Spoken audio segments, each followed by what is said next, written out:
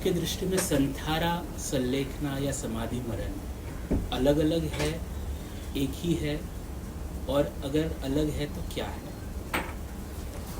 एक दृष्टि से तो एक ही है, क्योंकि तीनों ही शब्द संथारा, संलेखना और समाधि मरण के ही नाम हैं। समाधि मरण नाम इसलिए कॉमन है क्योंकि वो जैन और जैनेतर सभी समुदायों में पाया जाता है। तो समाधि मरण शब्द जो है वो हिंदुओं में भी है, जैनों में भी है, कॉमन है, इसलिए समाधि मरण को हर कोई समझ लेता है। संथारा और संलेखना ये दो शब्द जो है वो जैन पारिभाषिक शब्दावली के शब्द है, तो इसको हमें आर्हत दर्शन के नज़रिए से समझना होगा, ऐसा जी। श्रमण परंपरा में ये शब्द आते हैं, संथारा, संलेखना और समाधि मरण कॉमन है दोनों में। संथारा का मतलब आपके हिसाब से क्या है एग्जैक्टली? संथारा कैसे करना चाहिए? ऐसा है ना, संथारा ऐसा है जैसे किसी वृक्ष के ऊपर फल लगा, लेकिन फल कब लगेगा? जब उसके पहले की प्रक्रियाएं हो। अगर पहले की प्रक्रिया ना हो तो फल नहीं आ सकता है ना। अगर आपने बीज जमीन में बो दिया लेकिन उसकी कोई टेक केयर नहीं करी उसके बाद में, तो संभावना कम है कि वो बीज फल तक पहुंचेगा। लेकिन आपने बीज ज़मीन में बोने के बाद में उसमें खाद पानी सब डाला, टाइम टू टाइम देखभाल करी, कीटनाशकों से बचाया, कितना कुछ प्रोसेस आपने लगातार किया, तो जाकर के एक बीज की संभावना है कि वो फल की स्थिति तक पहुँचे। तो संथारा जीवन की फलश्रुति है। वो तब पॉसिबल है जबकि पहले जीवन ऐसे जिया गया हो कि जीवन उत्सव हो, तो पॉसिबल है कि मृत्यु महोत्सव हो सके। अगर जीवन उत्सव नहीं हुआ है तो मृत्यु के महोत्सव होने की संभावना बहुत न्यूनतम है। तो अगर किसी ने धर्म को कुछ फॉलो नहीं किया, जिसका आचरण पूरे जीवन भर धर्मानुरूप नहीं रहा है, या बहुत पाप करता आया है, और उसको अगर अंत समय में इच्छा है संथारा लेने की, तो ऐसी सिचुएशन में फिर क्या कि उसका संथारा हो सकता है? ऐसा है ना, संथारा तो किसी का भी हो सकता है, संभावना तो है ही, क्योंकि जब जागे तभी सवेरा। और जो हम कह रहे हैं कि जीवन भर धर्म किया या नहीं किया, या उसका आचरण धर्म के अनुरूप रहा या नहीं रहा, ये सारी बातें बहुत सुपरफिशियल है। क्योंकि जिसको हम धर्म कह रहे हैं वो एक नैतिकता से ज़्यादा कुछ नहीं है, और जो असली धर्म है वहाँ तक तो कोई रेयर से रेयर लोग पहुँचते हैं। क्योंकि जब भगवान महावीर से पूछा गया कि धर्म क्या है, तो उन्होंने नहीं कहा कि रात्रि भोजन नहीं करना धर्म है, या आलू कांदा नहीं खाना धर्म है, या घर बार छोड़ देना धर्म है, या मंदिर उपास रह जाना धर्म है। उन्होंने बहुत प्यारी और एकदम सिंपल प्रिसाइज एक सूत्र दिया कि वत्थु सहा वो धम्मो, वस्तु का स्वभाव धर्म है। अब इस परिभाषा पे अगर अपन तोले, अपने आप को भी कसौटी पे कसे और अपने चारों दिखाई देने वाले सो कॉल्ड धार्मिक लोगों को भी कसे, तो हमें समझ में आएगा कि यहाँ कौन है जो धार्मिक है। क्योंकि वस्तु स्वभाव धर्म है, ये परिभाषा तो बहुतों ने रट रखी है और बहुत सिखाई भी जाती है, पढ़ी सुनी बोली जाती है, लेकिन ना तो यहाँ वस्तु का मीनिंग लोगों को समझ में आता है, ना स्वभाव का मीनिंग समझ में आता है, और ना कोई इस फार्मूले को कहीं अप्लाई करता है लाइफ में। और सूत्र का मतलब क्या है कि सूत्र केवल एक संकेत है, एक इशारा है किसी दिशा में जाने का। और उस दिशा में अगर कोई चला ही ना हो और खाली संकेतकों को पढ़ के या पकड़ करके बैठ जाए, जैसे माइलस्टोन को पकड़ कर बैठ जाए कि भाई यहाँ से लिखा हुआ है कि दिल्ली इतने 1000 किलोमीटर दूर, हमने पकड़ के बैठ गए तो हम थोड़ी दिल्ली पहुँच जाएंगे। तो वैसे ऐसे ही है, सारी ज़िंदगी लोग ग्रंथों सूत्रों शास्त्रों को पकड़ करके पढ़ करके रट करके बैठ जाते हैं, लेकिन कोई अप्लाई तो करता नहीं है। तो इसीलिए जो क्वेश्चन ये है ना कि जीवन भर धर्म किया या नहीं किया, कोई फ़र्क नहीं पड़ता, धर्म करता ही कौन है। क्योंकि जिसको लोग धर्म कह रहे हैं वो तो खाली उनके सोशल ऑर्डर से, कुछ एथिकल ऑर्डर से और कुछ रूल्स रेगुलेशन से, और उसको फॉलो करने को वो लोग धर्म बोलते हैं। और वो फॉलो करते ही खाली इसलिए क्योंकि उनके माइंडसेट ऐसी कर दिया गया, कंडीशनिंग बिठा दी गई है कि ऐसा नहीं करोगे तो पाप लगेगा, ऐसा करोगे तो पुण्य होगा, ऐसा करोगे तो लाभ होगा, ऐसा नहीं करोगे तो हानि हो जाएगी। तो हम बनिया समाज के अंदर में जैन धर्म को पूरा बनिया वृत्ति में डाल दिया गया, हर चीज़ को पाप पुण्य फ़ायदा नुकसान उसमें डाल दिया गया, हिसाब किताब में डाल दिया, और इसका संबंध वहाँ से है ही नहीं। धर्म का संबंध तो आत्यंतिक अपने होनेपन को जीने से है, खुद को जानने से है, क्योंकि वस्तु का स्वभाव का मतलब है खुद को जानना। और वस्तु क्या है इसकी परिभाषा कोई समझे, स्वभाव को समझे और उस दिशा में कोई आगे बढ़े, तो वो तो आदमी जिस क्षण धर्म को उपलब्ध हो रहा है उसी क्षण वो जीवन और मृत्यु दोनों से निरपेक्ष हो गया। उसने असली जीवन को जान लिया ना। जिसने असली जीवन को जान लिया उसके लिए मौत का कोई भय बचा ही नहीं, तो उसके लिए तो पल पल ही मजा है। जैन धर्म में उपवास, अनशन, आहार का त्याग, आहार कम या एक ही टाइम, ऐसे सब बहुत सारी संकल्पनाएं हैं और उसी से रिलेटेड आगे जाके संथारा का एक संकल्प आता है। तो आपके इस बारे में क्या विचार है? उपवास, एकासन या आहार के बारे में जो नियम है? ऐसा है ना, मूल में भूल हो गई। जब किसी यात्रा का पहला कदम भी उल्टा पड़ जाए तो उसके बाद में कितनी भी यात्रा करो सब किधर जाएगा। तो भगवान महावीर की जितनी भी देशना है ना, उस पूरी देशना को अगर हम थोड़ा वैज्ञानिक तरीके से समझने की कोशिश करें, क्योंकि भगवान महावीर की जो अभिव्यक्ति थी वो एज ए साइंटिस्ट की अभिव्यक्ति थी, वो कवितानुमा अभिव्यक्ति नहीं थी। उनकी जो अभिव्यक्ति थी, एक्सप्रेशन ऑफ द ट्रूथ था उनका, वो साइंटिफिकल था। तो साइंटिस्ट की वे में क्या होता है कि हर चीज़ फार्मूलेटिव होती है, और जो भी फार्मूला होता है वो अपने आप में हमेशा प्रिसाइज होता है, उसमें हम मिस ऑर्डर नहीं कर सकते। जैसे सपोज H2O है तो हम O2H नहीं कर सकते, है ना, या उसमें कुछ और ऐड लेस नहीं कर सकते। ज़रा भी उसमें कम ज़्यादा किया है, आगे पीछे किया तो वो फार्मूला ख़त्म हो जाएगा, डिस्ट्रॉय हो जाएगा, करप्ट हो जाएगा। तो भगवान महावीर ने जब सत्य की अभिव्यक्ति दी थी तो उन्होंने पूरी फार्मूलेटिव बात की थी, क्योंकि वो एक शिखर पे पहुँचे हुए हैं, तो वो शिखर पे खड़े हुए बोल रहे हैं, लेकिन वो उस व्यक्ति के लिए बोल रहे हैं जो नीचे खड़ा है। तो कैसे ऊपर से नीचे तक वो पहुँचे और कैसे नीचे वाला नीचे से ऊपर तक पहुँचे, तो वो असेंडिंग ऑर्डर और डिसेंडिंग ऑर्डर दोनों का अगर हमें समझ में आ जाए तो उस फार्मूले को कोई व्यक्ति अगर प्रॉपरली पहले तो हाइपोथेटिकली ले समझे, उसके बाद उसको वो लेबोरेटरी में जा कर के कुछ एक्सपेरिमेंट करे।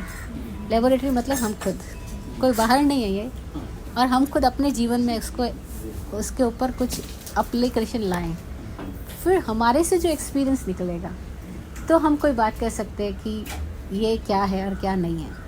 जैसे भगवान महावीर ने जो 12 तत्व की बात करी, अहिंसा, संयम और तवो, धर्म के जो 3 स्वरूप बताए, तो उस आत्यंतिक स्थिति तक जाने के लिए उन्होंने 3 पद दिए, अहिंसा, संयम और तवो। अहिंसा मतलब एक ऐसी स्थिति जहाँ हमारे भीतर अब कोई द्वैत नहीं बचा, कोई द्वंद्व नहीं बचा।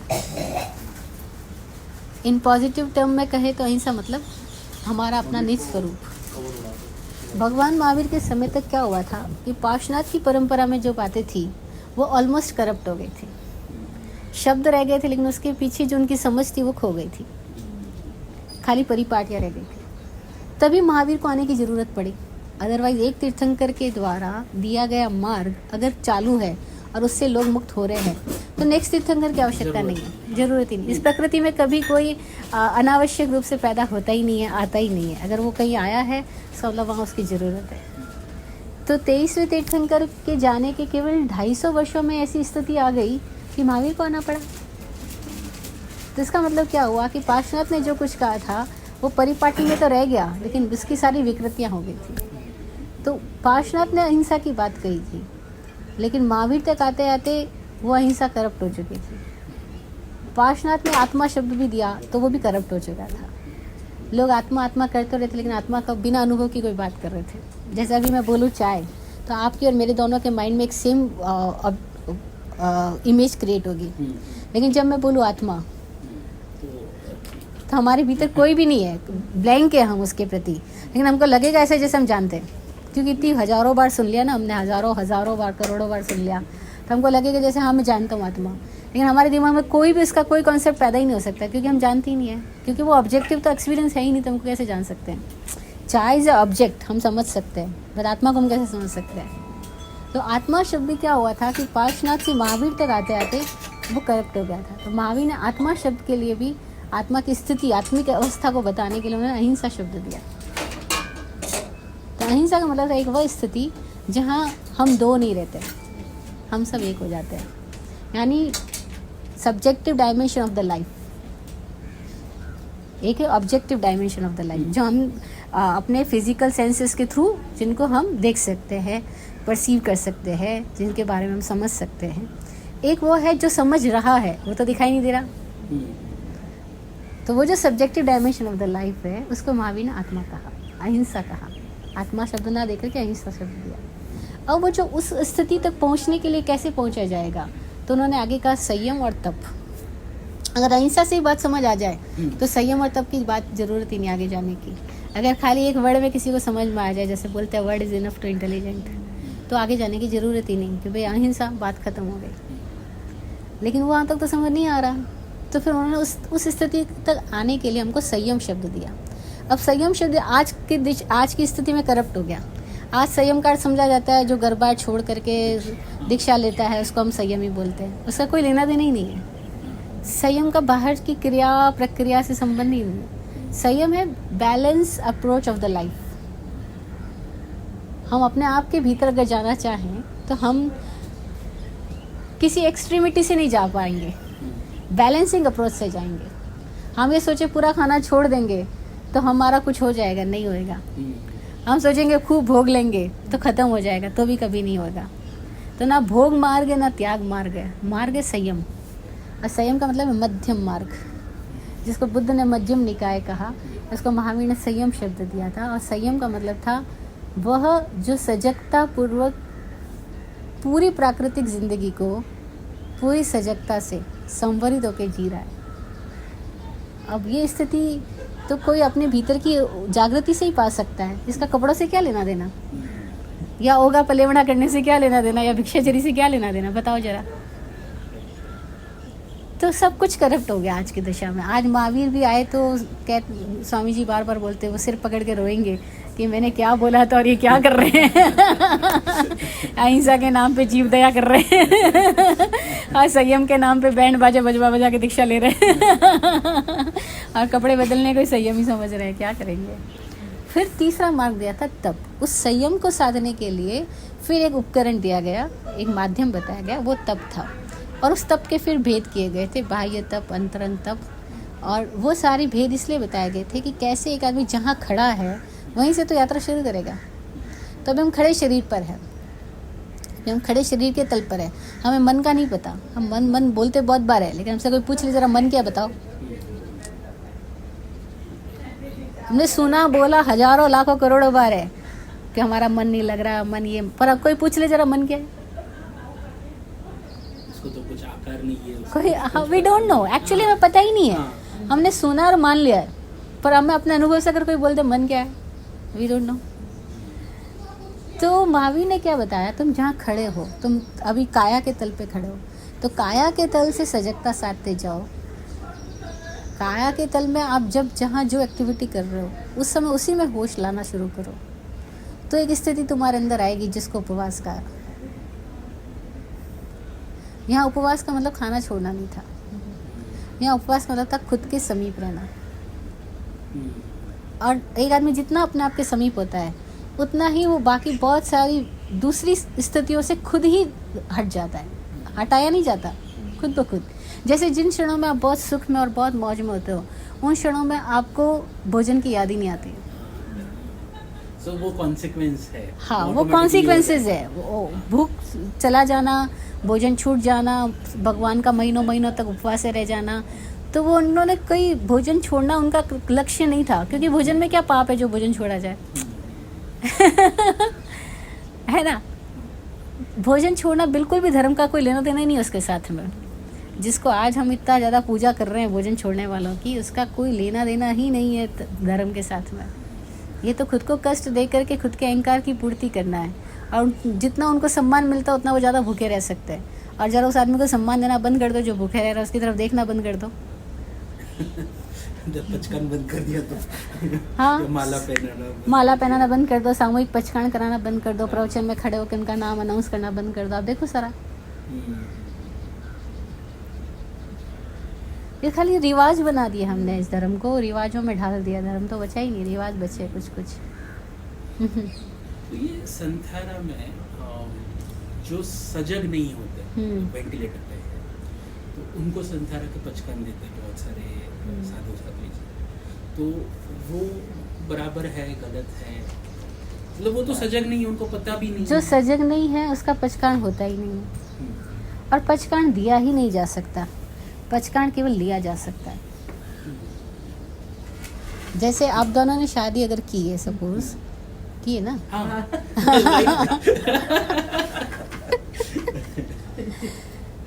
तो किसी दिन कुछ हो गया तो तुम क्या पंडित का गला पकड़ोगे क्या, जिसने तुम्हारी शादी कराई, जिसने मंत्र फूके थे फेरे करवाते वक्त? नहीं ना। यू अंडरस्टूड कि आपने शादी करी है, पंडित के लिए एक निमित्त बना, आपने उसको बीच में लाके खड़ा किया कि भी तू मंत्र पढ़ना, शादी फेरे हम ले रहे हैं, है ना, you are responsible for that thing. तो ऐसे ही पचकान देने वाला केवल साक्षी है, और आप उसकी साक्षी से ले आप खुद रहे हो, और आप जाके रिक्वेस्ट करो कि मेरा एक बहुत पुराना प्रसंग है, ये समझ जब मुझे 2002 में मेरे गुरुजी की कृपा विराट गुरुजी से मुझे मिली, और 2003 का समय था, मेरा किसी कारण से वहाँ 3 या 4 में बीकानेर जाना हुआ। तो एक परिवार में गोचरी लेने के लिए जैसे हम जाते हैं वहाँ गए, तो बेड रेस्ट थे एक बुजुर्ग आदमी, और घर में जो लोग थे उन्होंने मुझे कहा कि महाराज साहब आप इनको पचकान करा दो, इनका अंतिम समय डॉक्टर ने छोड़ दिया है कि घर ले जाओ, तो आप इनको पचकान करा दो ताकि इनकी आत्मा का वो हो जाए। मैंने उन भाई साहब से पूछा आपको कुछ पचकान करना है, कोई त्याग करना है, आपका भीतर से कुछ भाव है? उन्होंने ना किया। मैंने कोई पचकान नहीं कराया। घर वाले बोले कैसे महाराज है, इन्होंने पचकान ही नहीं कराया, हमने इतना बोला। मैंने कहा आपके बोलने से क्या होता है, ये तो आग्रह है, और आग्रह हिंसा है, और वो जब करना ही नहीं चाह रहा, पहली बात उसको सेंस ही नहीं मैं क्या बोली, क्योंकि वो कुछ भी हाँ बोला ना बोला वो आउट ऑफ सेंस है। कदाचित वो सेंस में भी आके ना बोल रहा है तो मैं तो करवाऊंगी ही नहीं, चाहे कुछ भी हो जाए। और नासिक में आके तो मैंने एक नई स्टोरी देखी। In 2015 when I was coming from Kanpur to Bombay, तो नासिक क्रॉस किया हमने, बिहार में थे हम, तो लगभग 1 हफ्ता या 2 हफ्ता हम नासिक में रहे। वहाँ हमने देखा लोग तो ज़बरदस्ती संथारा करा देते। घर में मुझे लेके गए, बुजुर्ग महिला थी जिन्होंने ज़िंदगी भर खूब तपस्याएं करी, चौविहार किया, ये वो, गर्मियों के दिन उनको हॉस्पिटल वालों ने, डॉक्टर ने भेज दिया घर पे कि अभी ले जाओ, कुछ नहीं बचा। उनको एक ऐसे कमरे में रखा गया जहाँ पंखा भी नहीं चलाया गया, जबकि तेज़ गर्मी में कितनी गर्मी होती है नासिक में। और कह रहे कि इनको मुझे लेके गए कि महाराज आप अब इनको 24 पचका दो, ज़िंदगी में उन्होंने खूब तपस्या की, अब इनको सेंसेस नहीं है, लेकिन ये कहीं ऐसे ही ना चले जाए, तो आप 24 करा दो, संथारा पचका दो, ताकि कल को ही चले जाएंगे तो एक तो संथारे के बाद हमको कुछ क्रियाएं नहीं करनी पड़ेगी। To avoiding that all types of processes जो सोशल ऑर्डर में उनको करनी होती है, इसलिए वो ज़बरदस्ती संथारा दिलवा देते अपने बुजुर्गों को। और ये धारणा कि कम से कम उन्होंने ज़िंदगी भर किया तो अभी उनको ख्याल में नहीं, तो आप करवा दो। मैंने मना कर दिया। मैंने कहा पहले तो आप इनको कोई एसी या पंखे के इंतज़ाम करो, ये तो ऐसे मर जाएंगे, नहीं मरते मर जाएंगे, कल मरते आज मरेंगे, इतनी गर्मी में आपने इसको रखा है कमरे में, बुजुर्ग महिला को। और अगर ये पानी मांग रहे तो आप पानी दो, मत परवाह करो कि 24 टूट जाएगा। वो मांग रही है पानी, इसका मतलब उसको शरीर की ज़रूरत है, और तुम इसको 24 क्यों कह रहे हो जबकि उसको पानी की प्यास लगी और तुम ज़बरदस्ती 24 करा रहे हो। मेरी बातों को उन्होंने इतना उड़ाया समाज के अंदर में कि ऐसी साध्वी जी पहली बार आई जिन्होंने इस तरह से बोला। अच्छा, फिर क्या हुआ, अगले दिन उनकी डेथ हो गई, 1 दिन या 2 दिन बाद में, और मैं वहीं थी। तो वो प्रवचन सभा में उठाना होता है, वो महाराज जी को बुलाते हैं मंगलिक देने के लिए और बोलने के लिए। मैं ही वहाँ थी तो मुझे बोला गया। मैंने भरे प्रवचन में समाज के सामने बोला, ये संथारा नहीं होता है, संथारा सजगता से स्वयं होशपूर्वक लिया जाता है। आपने ज़िंदगी भर क्या किया क्या नहीं किया, ऐसे कोई प्रयोजन नहीं है। अगर मरते समय आप बेहोश हो तो आपको अपनी यात्रा खुद करनी होती है, और महाराज साहब ज़बरदस्ती दिला दे तो महाराज साहब आपके भागीदार होते हैं। तो उनमें से कितने लोगों ने तो सराहा होकर, कितने लोगों ने मेरे नाम के आगे क्या क्या घोषणा, क्योंकि धारा के विरुद्ध बोलना कोई आसान बात होती है। धारा जो बोल रही है आपको वही बोलना होगा। जैसे आपने कुछ बोला तो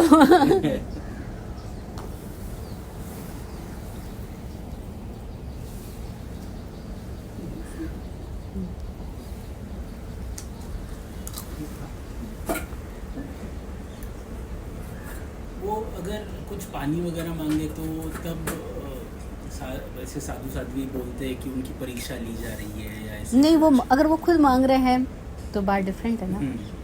और दूसरी बात, खाली खाना पीना छोड़ने से थोड़ी संतारा हो जाता है।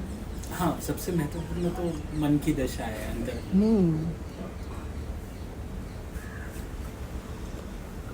पचकान दिया नहीं जाता, लिया जाता है। लिया जाता है। संथारा भी दिया नहीं जाता, व्यक्ति अपनी साक्षी चेतना से खुद लेता है। संधारे का मतलब है साक्षित्व पूर्वक मृत्यु, मृत्यु का साक्षात्कार करना। होता है कि हम मरने से पहले ही मर जाते हैं। जैसे हम रोज रात सोते जब है, हमको सोने का ख्याल है, कि नींद का ख्याल है कि नींद कब आई। नींद आने से पहले अपन सो जाते हैं, नींद का बारे हमें पता ही नहीं है। ऐसी मृत्यु है।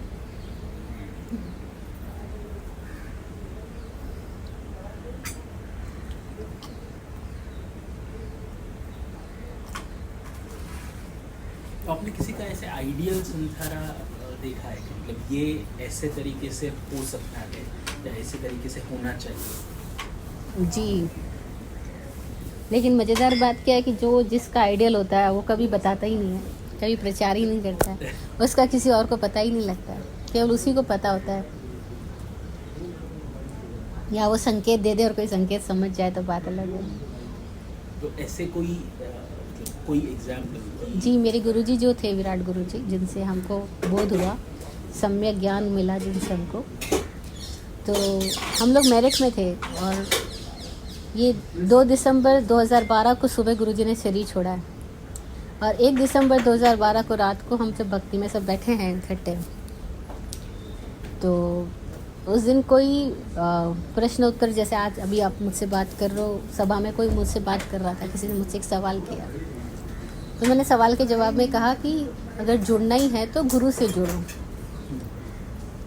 गुरुजी ऐसे ही बैठे और गुरुजी कभी मेरी बात के बीच में कभी कोई बात नहीं बोलते हैं, कभी भी वो मेरी बात को काटेंगे नहीं। मैं गलत भी बोल रही हूँ, सही भी बोल रही हूँ, बाद में मुझे कहना होगा तो कहेंगे। भरी सभा में मुझे कहते हैं कि गुरु से नहीं, गुरु के ज्ञान से जुड़ो, क्योंकि गुरु तो आज है, कल नहीं, लेकिन गुरु का ज्ञान तो अमर है।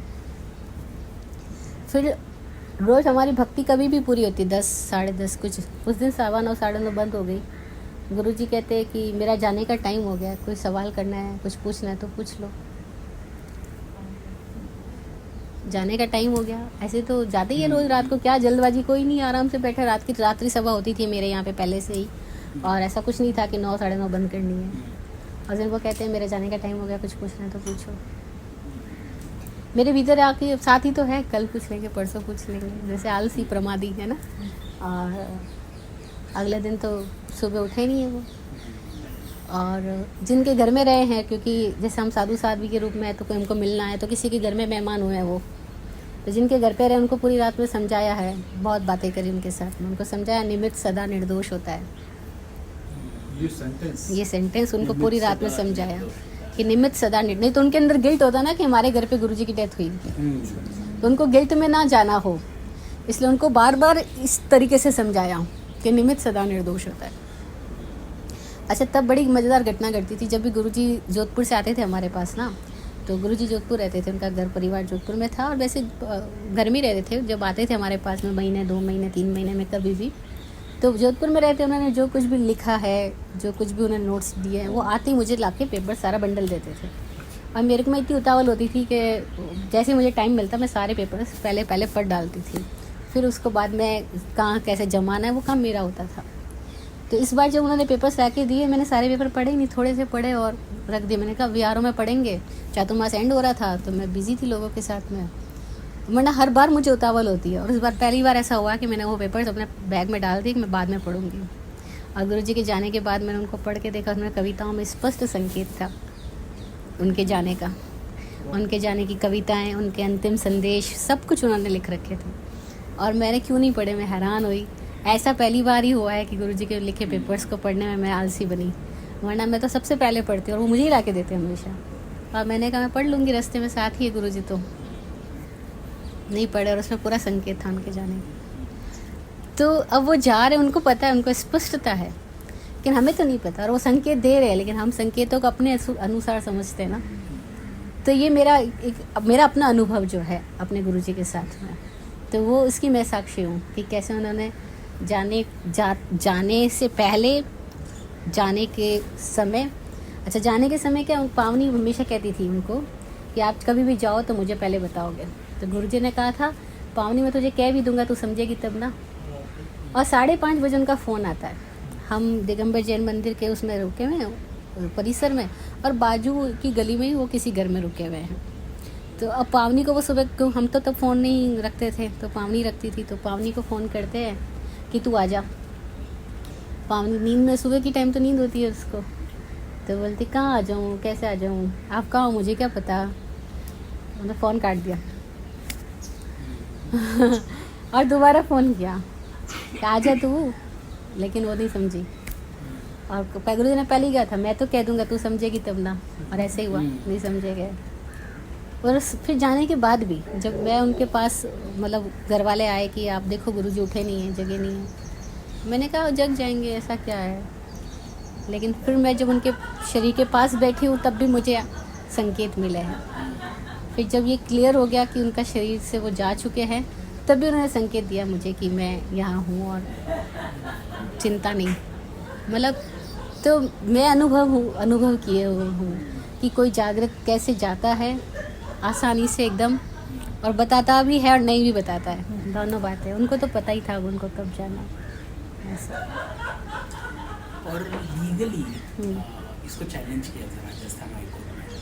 2015 में राजस्थान हाईकोर्ट ने डिसीजन दिया कि निखिल सोनी करके थे, मैंने दाखिल किया था, तो उन्होंने डिक्लेयर कर दिया संथारा इलीगल है, उसको बैन कर देंगे। सुप्रीम कोर्ट में फिर पिटिशन हुई, उसके अगेंस्ट अपील हुआ, तो 15 दिन के अंदर वो वापस रिवर्स कर दिया, उन्होंने स्टे कर दिया। तो अभी पेंडिंग है सुप्रीम कोर्ट में फाइनल डिसीजन के लिए, आया नहीं। तो आपके हिसाब से संथारा लीगल होना चाहिए, इलीगल होना चाहिए, क्या ये आत्महत्या है, नहीं है?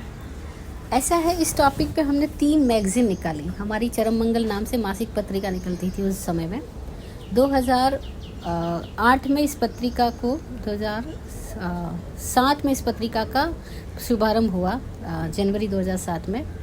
और 2007 के ही लगातार साल में 3 अंक, मतलब महीने के लगातार नेक्स्ट टू नेक्स्ट 3 अंक हमने संथारा पे निकाला है।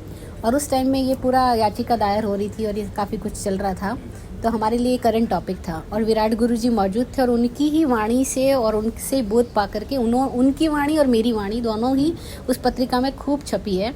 तो इसमें हमने पूरा विस्तार से व्याख्या की है कि संथारा आत्महत्या नहीं है, संथारा का लीगलिटी या इलीगलिटी से कोई प्रयोजन ही नहीं है। ये ऐसे है जैसे कि आप अपने घर में सामायिक करो, तो आपको लीगल या इलीगल होने का क्या लेना देना। ऐसे ही आप संथारा कर रहे हो, ये क्यों लीगल का प्रश्न आया, क्योंकि आप प्रचार कर रहे हो। अगर आप प्रचार ना करो तो किसको पता आप संथारा करके जा रहे हो या कैसे जा रहे हो। गलत क्या हो रहा है, जैन समाज में संथारे का प्रचार प्रसार और प्रदर्शन जो हो गया, उसकी वजह से ये कानून की दृष्टि में ये विषय आया है। अगर ये प्रचार प्रसार हो ही ना, इसका प्रदर्शन ही ना हो, भाई आपने उपवास के, आपको समाज में खड़े होकर प्रचकान लेने की जरूरत क्या है, पहले ये बताओ। आप उपवास समाज के लिए कर रहे हो, महाराज साहब लोग उल्टी शिक्षा दे रहे कि तुमको देख के किसी को प्रेरणा मिलेगी। प्रेरणा गलत मिलेगी, अगर किसी को देख के मिलेगी तो वो प्रभाव में करेगा, जबकि होना ये चाहिए वो स्वभाव में आके करे तपस्या। जब धर्म को स्वभाव कहा गया है तो प्रभाव क्या हुआ, उसका ऑपोजिट ही है। एग्जैक्टली। इतनी नॉर्मल अंडरस्टैंडिंग हमको नहीं होती, जिंदगी बीत जाती है। जब स्वभाव धर्म है तो प्रभाव तो अधर्म ही हुआ ना। और हम सब पूरी ज़िंदगी क्या करते हैं, या तो किसी के प्रभाव में रहते हैं और या खुद किसी को प्रभावित करने की इच्छा से अपने आप को तैयार करते हैं। या तो हम प्रभावित कर रहे होते हैं या हम प्रभावित हो रहे होते हैं। इसका मतलब हम पूरी ज़िंदगी कौन सी दिशा में जा रहे हैं, अधर्म की दिशा में। सिंपली सी बात है। तो संथारा और संलेखना एक व्यक्तिगत साधना क्रम है, इसका सामाजिकता से या इसका कानून से कहीं दूर तक का भी कोई रिश्ता बनता ही नहीं है, पहली बात। इसीलिए कानून को इसमें बीच में अड़ंगा डालने की आवश्यकता ही नहीं, और ना कानून को बीच में लाने की आवश्यकता है। आप अपनी मर्जी से जी रहे हो, अपनी मर्जी से मरते हो, और आप मरने का तरीका चुनते हो, इतनी तो बात है।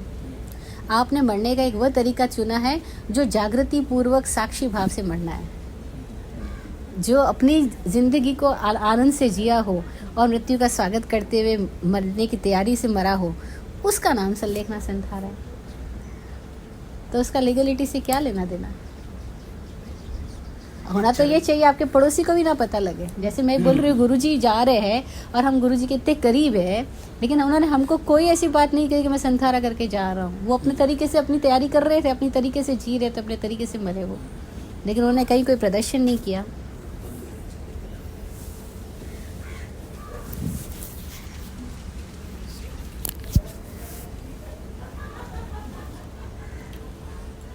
ये चरम मंगल के ये 2007 के अंक कहाँ पर मिल सकते हैं?